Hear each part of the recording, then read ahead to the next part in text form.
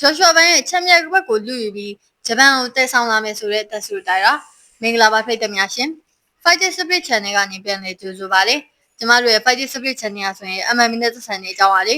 1 Champion ရှိ UFC အစရှိတဲ့သတင်းတွေကိုပုံမှန်တင်ဆက်ပေးသွားမှာဖြစ်တဲ့အတွက်ကြောင့်ကျမ channel ကိုအရင်ဆုံး like and subscribe လုပ်ထားပြီး notification နှိပ်ထားဖို့တောင်းဆိုပါရနော်မြန်မာနိုင်ငံအကြည့်ရဲ့ဖိတ်သက်တွေအနေနဲ့လည်း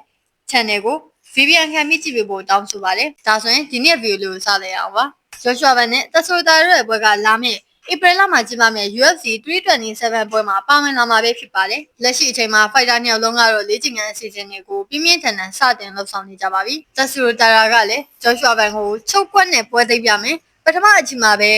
သူ့ကိုပွဲသိမ်းပြမယ်ဆိုပြီးခဏခဏထုတ်ပေါ်ပြောဆိုနေပါတယ်။မကြသေးခင်ကပဲတက်ဆိုတာက Joshua ဘန်ရဲ့ချက်မြတ်ဘက်ကိုလူယူပြီးတော့ဂျပန်ကိုတည်ဆောင်လာမယ်ဆိုပြီးတော့သူ့ရဲ့ဂျပန်ဖိတ်သက်တွေကိုပြောခဲ့ပါတယ်။တက်ဆိုတာကအခုလိုမျိုးပြောဆိုသွားခဲ့တာပဲဖြစ်ပါတယ်။မင်္ဂလာပါကျွန်တော်နာမည်ကတော့တက်ဆိုတာဖြစ်ပါတယ်။လာမယ့်ဧပြီလမှာ Joshua ဘန်နဲ့ Flyweight တန်းချန်ပီယံကပတ်လူပွဲကိုထိုးသက်သွားမှာပါ။ Joshua ဘန်ကိုပထမအချိန်မှာတင်လေပေးညှစ်ပြပါမယ်။ကျွန်တော်အနေနဲ့ဒီချန်ပီယံကပတ်ကြီးကိုဂျပန်နိုင်ငံကိုတည်ဆောင်လာပါမယ်။ကျွန်တော်ကဂျပန်ရဲ့ပထမဆုံးသော UFC ချန်ပီယံအနေနဲ့မှတ်တမ်းဝင်နိုင်အောင်ကြိုးစားသွားမှာပါ။အားလုံးကုန်ရအောင်ကြိုးစားသွားမှာဆိုပြီးသူ့ရဲ့ Instagram ကနေပြောဆိုသွားခဲ့တာပဲဖြစ်ပါတယ်။တက်ဆိုတာကသူ့အနေနဲ့ဒီလိုမျိုးတွေထက်ခါထုတ်ပေါ်ပြောဆိုနေတဲ့အချိန်မှာပဲ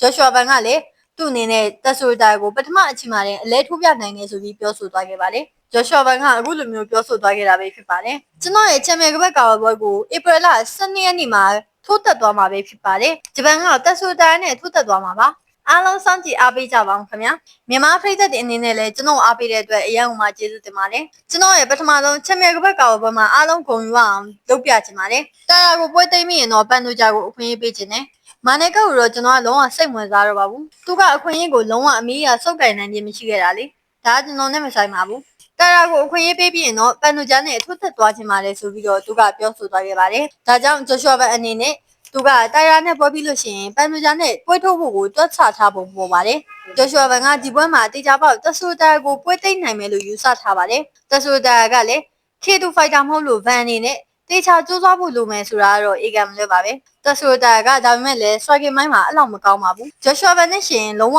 မကောင်းတာပါ Brandon Moreno လိုမျိုး fighter ကိုပွဲသိမ်းထားနိုင်တယ်လို့ဖိတ်သက်တွေကအထွတ်တက်နိုင်ပါတယ်ဒါကလည်းဒိုင်ပွဲရတာဆိုတယ်ဆိုပြီးဖိတ်သက်တော်တော်များများကဝေဖန်ထားကြပါတယ်ဗန်ရဲ့ striking skill ထက်စားလို့ရှိရင်တက်ဆိုတာရဲ့အားသာချက်က ground game ပိုင်းပဲဖြစ်ပါတယ်တက်ဆိုတာက